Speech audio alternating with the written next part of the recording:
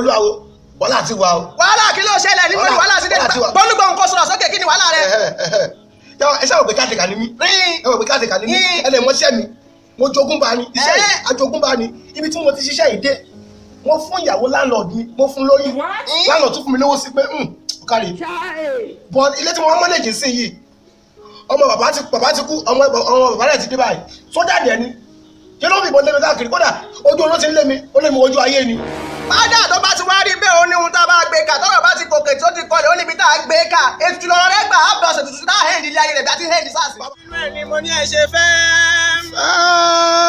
ìyàwó láńlọ́ọ̀dù tó jẹ́ imú mi mo ní ẹ ṣe fẹ́ sójà kọ́mọ rẹ̀ júmọ́ mi mo ní ẹ ṣe fẹ́ bẹ́ẹ̀ni màmá ni mo ní ẹ ṣe fẹ́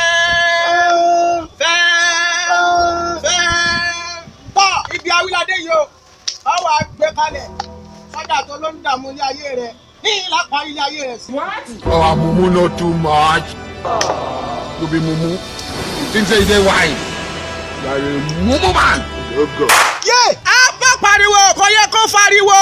bàbá ilé pọ̀ ó ń dùn mí o. má